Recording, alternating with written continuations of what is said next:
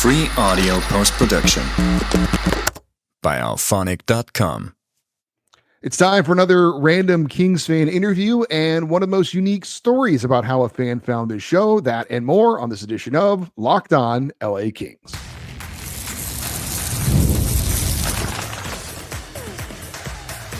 You are Locked On Kings, your daily podcast on the Los Angeles Kings, part of the Locked On Podcast Network, your team every day.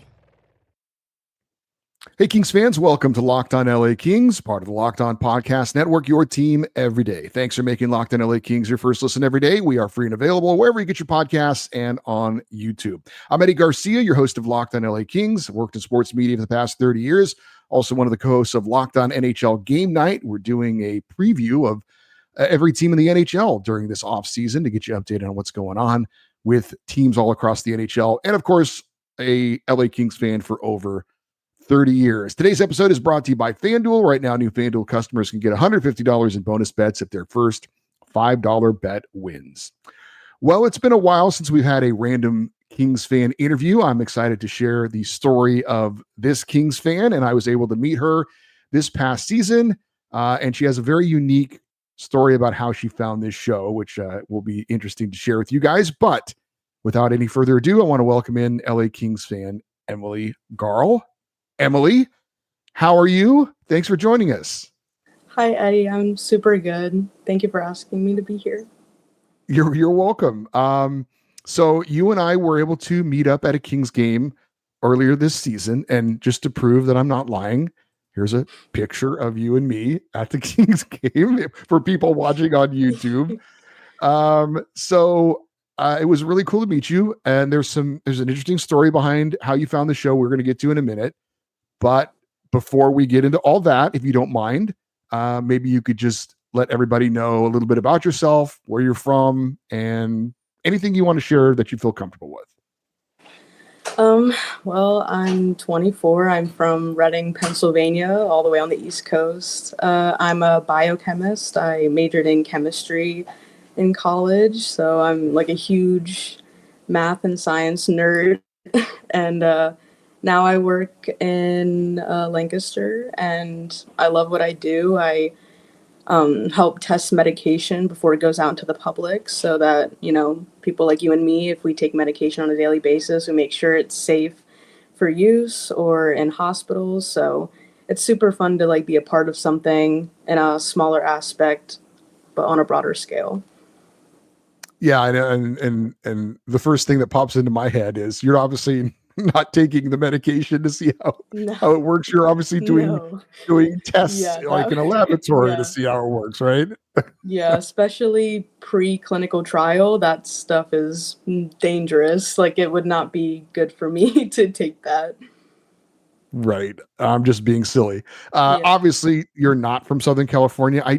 I'm trying to remember if there was some connection when we spoke for a few minutes in between one of the periods of the games you were at. So I think I remember a lot of things, but I can't exactly remember if there was a connection between you and Southern California because you're from Pennsylvania, as you mentioned. So how did you become a Kings fan? So the first time I went to California, I was 10 in 2011, and we have family in San Diego, and I was we went down there, and I had just started getting into sports because my brother and my dad are super into hockey. And I was okay, I like hockey too, but I don't have a team yet. So I went to California, and I was wow, I really like it here. This is a really cool place, but San Diego doesn't have a team. So as a 10-year-old, I was okay, LA's the closest thing, I really liked their organization, and I just kind of picked it as a kid. And of course, next season following that, they won the Stanley Cup. So I was I'm so cool. I picked a winning team, and it kind of just stuck from there. So I know Pennsylvania a little bit because I'm a Steelers fan, and I've been to Pittsburgh many times. So I'm thinking Reading, is that Flyers territory? Yeah. Okay. All right. Complete Flyers territory. We have a few Penguins fans here and there, but my brother is a diehard Flyers fan, and every time we, have a game, Flyers versus Kings, it's very much a a sibling rivalry. So Very cool. Obviously, being on the East Coast, Kings home games are 10:30 p.m. your time. Do you get to watch many games live? Do you just kind of watch the highlights? How do you record the games and watch them later? What's your move on getting to watch Kings games, or do you not really get to watch the late games like that? I stay up. I try to Do stay up. you? Yeah, I get up pretty early for work, but on the days where I know my work schedule the next day isn't going to be busy, I'm like, okay, 10 p.m. like the game's starting, so I'll try to watch like one or two periods and like try to stay up. I mean, normally I'm not a late time like a nighttime person, but I'll try to watch as much as I can. It's definitely unfortunate, but I try my best. Now I know for people watching on YouTube, you are wearing your Kings jersey, which is very nice, which is ironic because I'm not wearing a Kings jersey today, which I normally Oh. do. Um, I can't remember if do you have a personalized jersey or more than one? Or are you wearing one right now? Okay, yeah. A funny story is I have two Kings jerseys right now, but the one I'm wearing is Jonathan Quick. He is my all-time favorite King. When he played for we have a ECHL team called the Reading Royals, and he Mhm. played there for one season. So I've been watching Jonathan Quick play hockey since he started in the ECHL. So like Nice. I've been following him for as long as I can remember. So that's also another reason why I liked the Kings because I mean, Quick from from the start till now, it's like I've always watched him. So Yeah, my wife is also a huge Quick fan. She still hasn't completely forgiven the Kings for trading I him haven't away. either. Yeah, that was a very sad day for me. I can certainly understand that. Speaking of my wife, she and I almost always plan our vacations in and around some sporting event. Maybe it's a football game, maybe it's a hockey Mhm. game. Now, you and your mom, who I met when you guys came out to LA, right? You were also on a trip to come out and see the Yeah. Kings. Now, was the vacation centered around seeing the Kings, or was it we're going on vacation to Southern California, let's try and work in a Kings game or two as well? It was both.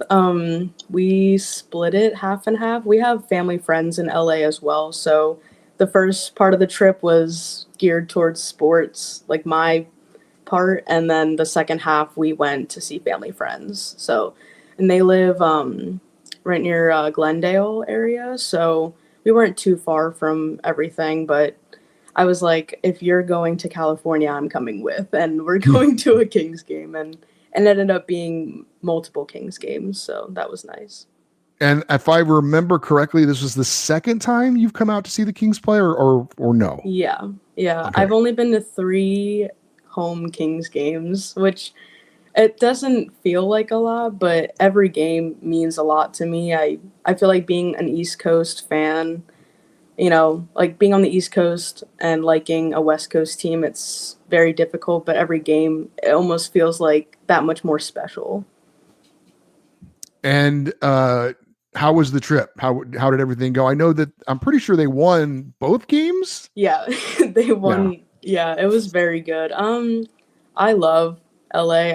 When we got home and my mom was like already planning the next trip. So hopefully we can come out either next year or the year after to see a game. We'll see. But the trip itself was awesome. I mean, we had such a great time. I feel like, you know, East Coast and West Coast is so different. I feel like East Coast is very fast paced and like you're always on the go. And when we went to LA, it was like, wow, like it's so different, but in a good way. We love coming out here. Yeah, I think I've seen the Steelers in Pittsburgh. I think it's 5 times. And I know the first time I went, it was pretty special because you watch it on Yeah, TV all the time. And then when to finally be there and experience it yeah, was really, really cool. So I'm glad you've had a chance to experience that. Now, do you go to Flyers games when the Kings come? Do you make it a point to yeah, try and go to those games? Yeah. yep. How's that work out for you?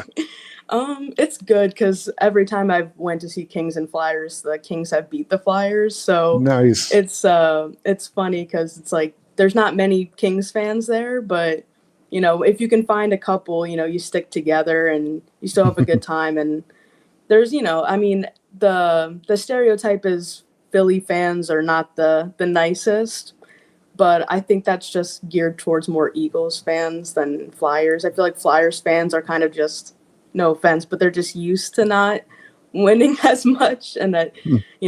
it's just funny to me because they're not as bad as Eagles fans. All right. I have been to a couple of Penguins Flyers games, and I was a little bit Yeah. disappointed that it wasn't more wasn't more, I don't want to say violent because that's not what I was looking for, but what Yeah. actually wasn't as use your words. It wasn't as, I don't know, hotly contested as I thought it Yeah. was going to be. I thought it was going to be really intense.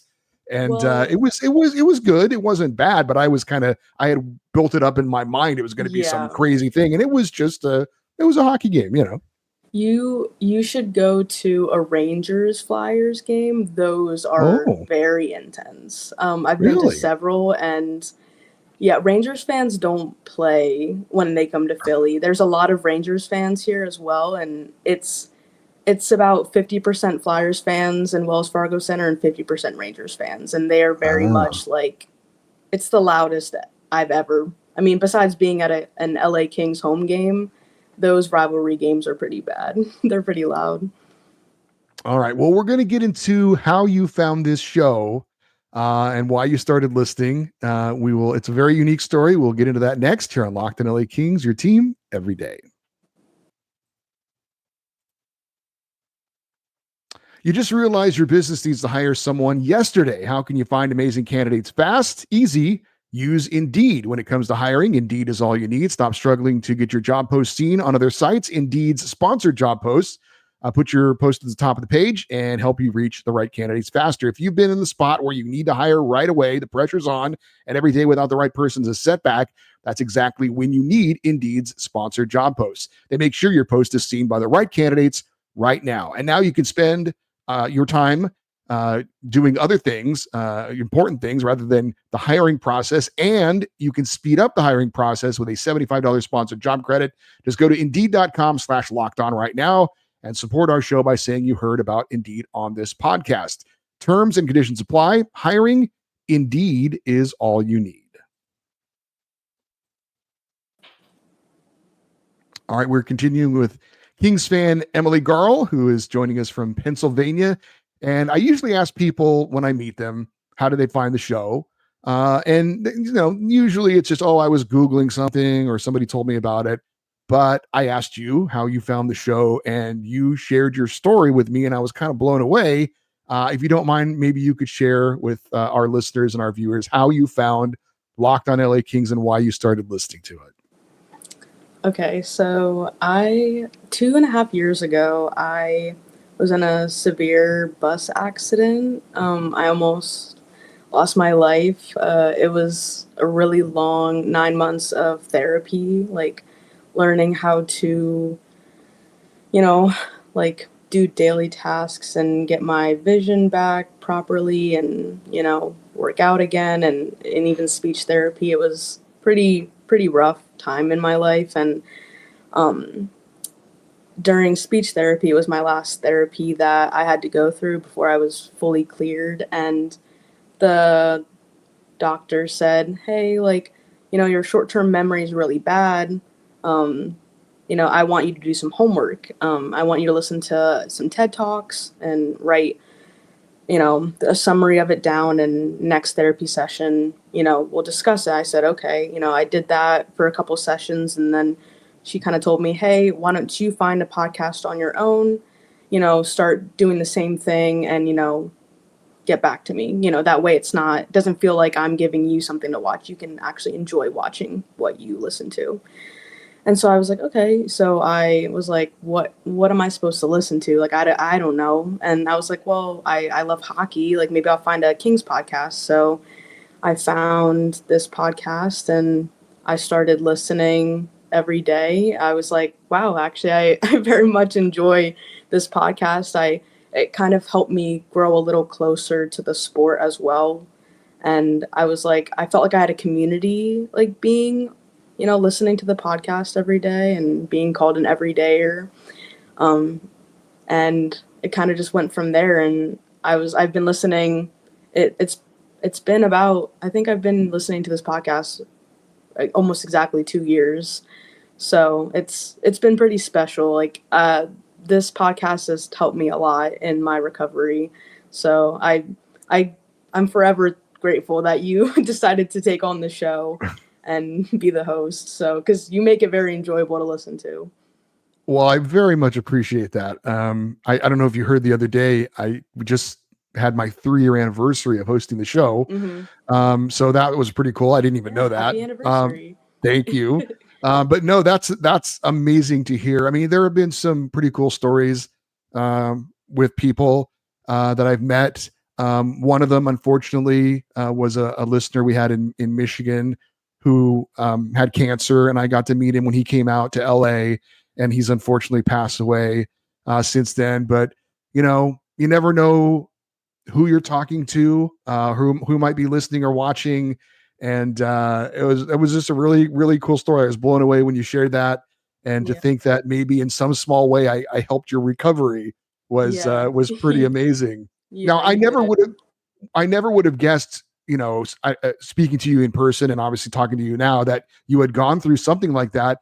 Do you feel like you've made a full recovery, or are you still things that you have to do in recovering from the accident?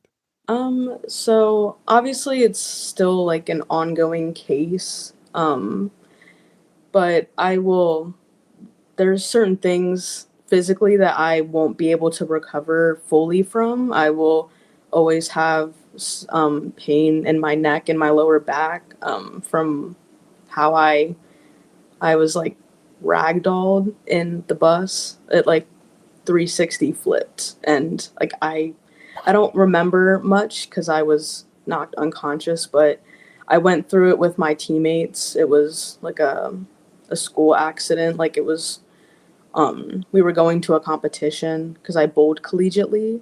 So going through something like that with my teammates, it kind of forever bonded us. We still keep in contact and like make sure everybody's still like doing okay. And but it's definitely something that like mentally and physically, like I'm still recovering every day. I mean, people who go through traumatic events, everybody knows it's kind of like an everyday battle going through something like that. So every day gets better, and having a good support system, including this podcast, is definitely a huge reason as to why I don't feel like, you know, I don't look, or maybe like I don't sound like I've, you know, recovered a lot like since then. But it's definitely something that like I'm proud of that I overcame. But every day is a battle, and every day, you know, you just gotta keep moving forward. Well, certainly hockey fans remember the Humboldt team bus crash that unfortunately claimed several lives. Was everybody okay in the accident you were in? I mean, relatively speaking? Yeah, everybody survived. Everybody just had like different severities of injuries. Thankfully, like I don't know what I would have done if, you know, one of my teammates had passed.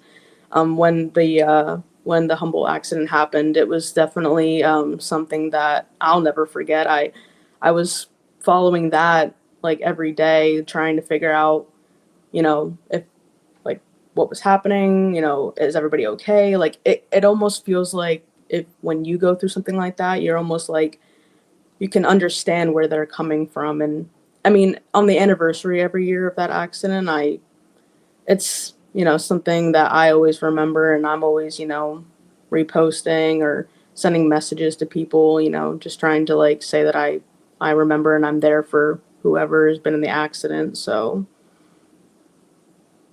well, it's great that obviously nobody was lost in that incident, and that you've been able to recover as well as you have, and are leading from all indications a normal life, and you've got your career now, you finished your schooling and all that.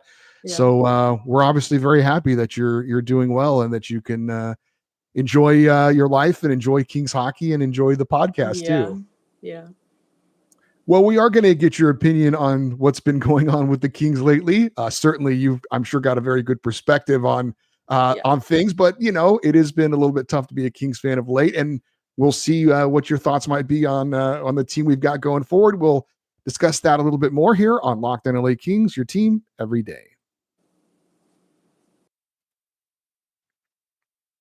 Summer sports are in full swing, and whether you're about baseball under the lights, golf on the green, or high-stakes soccer action, FanDuel is the best way to make every game more exciting. You're already following the action. Why not make it a little more thrilling? With FanDuel, you can get in on the game while your friends are all out at the sun, getting sunburned at the beach. FanDuel tracks your favorite matchups, and the app keeps it fresh with new daily promotions and fun ways to bet. It's easy to use, fast to pay out, and even makes regular season games feel like must-watch events. Whether it's a same-game parlay or watching a bet ride into the ninth inning, FanDuel makes you feel like you're part of the action. New to FanDuel, new customers can bet just $5 and get $150 in bonus bets if your first bet wins. Open the FanDuel app today or visit FanDuel.com to get started.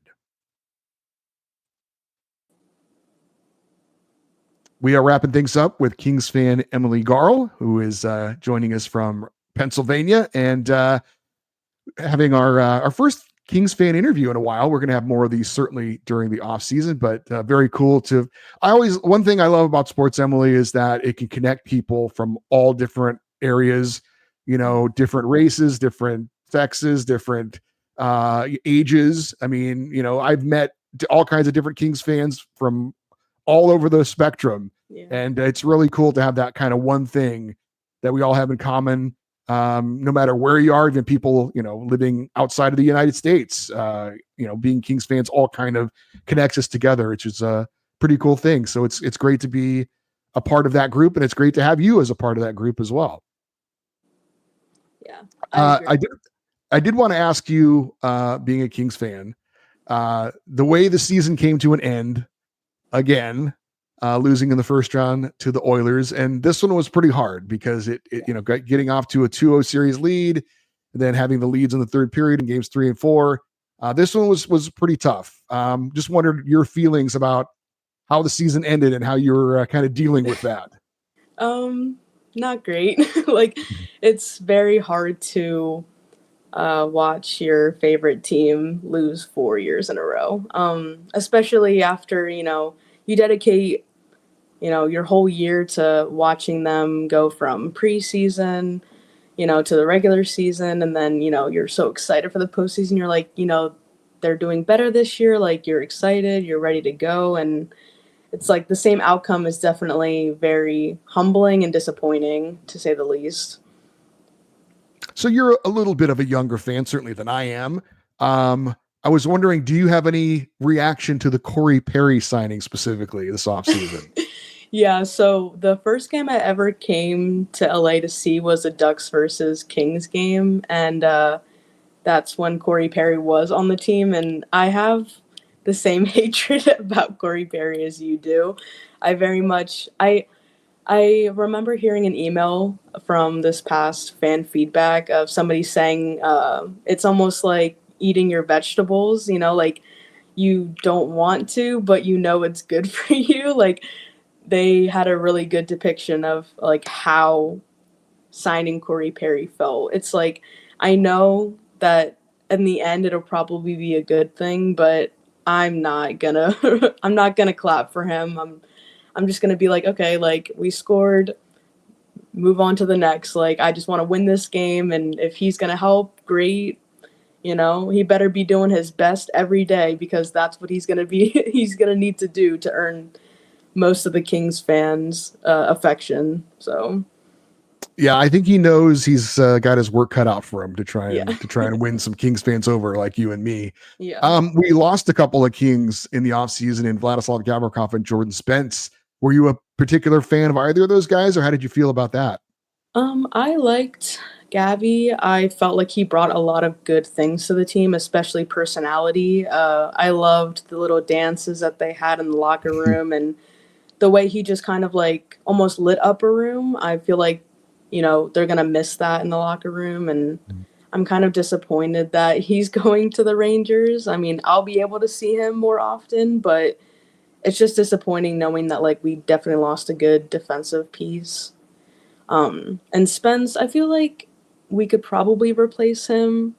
He's still young, so it's not like too big of a loss, but I think the worst part about losing Spence is we only lost him for a couple of picks. I feel like he, is worth more than that. And that's the most hurtful thing about that. So we know you're a big Jonathan Quick fan. Is there a particular player on the team currently that you're a fan of? I do like Kempe. I have my newest jersey is Kempe. I do like Byfield. I think the younger players, coming, like, I'm only 24, so seeing players that are around my age succeed is super cool to watch. I'm super excited to see, like, Turcotte develop his game a little bit more this season. I'm hoping that he gets a little bit more minutes, but I like Kempe and Byfield probably the best. I like that they bring some personality and swagger to the team. I think having, like, that type of aspect to a team can kind of bring in, like, younger fans, or just, kind of bring a little bit more personality and just, like, fun to the game. Are you concerned at all about Kempe and his contract being up after next year? Or are you optimistic that they're going to be able to get that done this offseason? Yeah, I think they will. I don't think they'll let him slip away. I really don't. I think in the end, he probably will earn, that A on his jersey or a C eventually. I don't think that they're going to want to let him go, especially, Ken coming in. I feel as though he, knows what he needs to get done. And it seems as though Adrian is on the top of his list, like, priority list. So how are you feeling about next season? Are you optimistic? Are you wait and see, or what do you think about next year? I feel like this time last year, I was not optimistic. I was very much like, I don't think that we're going to do good this season. I'm not a big fan of the acquisitions that we got. Like, I don't think that we're going to be, I think it's going to be like another, just cruising by and not really anything special. And then it turned out to be like one of the best regular seasons we've had in a really long time. So I think after this past season, I'm just going to say, you know what? I'm just going to let the players speak for themselves on the ice. I'm just going to, go with the flow and hope for the best. So I'm trying to see it as like a glass half full type of fan. Well, I think that's a good attitude to have, and I'm kind of feeling the same way as well. I think a lot of Kings fans probably not super excited about what happened this offseason, but in the end, let's give them a chance. Let's see how it all works out, and hopefully in the end we get a better result than we've had over the last couple of years. Emily, it was so great to talk to you again. I thank you so much for sharing some of your story of being a Kings fan and for joining us. Once you get back out here in LA, please make sure you reach out and say hello again, because I'd love to say hi to you again. And I appreciate, as a Kings fan, all the things you have to go through being on the East Coast and supporting the team. And I think the LA Kings are lucky to have you as a fan. Thank you. That means a lot. All right. Well, thank you for obviously finding the show and supporting the show. I personally very much appreciate that. So great to talk to you. I hope everybody enjoyed that conversation. And again, thanks for sharing some of your story with what you've gone through as well. And have a great rest of your summer. Yeah, you too. All right. Thanks, Emily. Appreciate it. Yep. Bye. All right. That was Emily Garl, a Kings fan in Pennsylvania. Hope you guys enjoyed getting to hear some of her story. And like I said, I think she's a great Kings fan, and I really appreciate her representing the Kings there in Pennsylvania. All right. For you everydayers, those of you that listen and watch Locked On LA Kings every day, we're going to continue talking about the new additions to the LA Kings roster, get you acquainted with some of the newer players that have been introduced. Obviously, we'll talk about what other Kings news is out there. The Ontario Reign have a new head coach. We'll talk about that in our next episode. Still waiting on the contracts for Alex Laferriere and Adrian Kempe. Hoping that comes soon. We can discuss that. And of course, we'll cap it all off with another fan feedback show at the end of the week as well. If you want to send an email for that, the email address is lockedoneddie@gmail.com, EDDIE. Post your thoughts if you're watching on YouTube in the comment section. We appreciate that. Stay connected with us on social media, X, Twitter, Instagram, TikTok. We're at Locked On LA Kings, and there's a Facebook page, facebook.com/Locked On LA Kings. And if you would like to get some news on some extra Kings content and some ways you can support me, just send me an email, lakingsextra@gmail.com. I'm Eddie Garcia. Thank you for listening and watching this episode of Locked On LA Kings, part of the Locked On Podcast Network, your team every day. Have a great rest of your day. We'll talk to you next time. And as always, go Kings, go.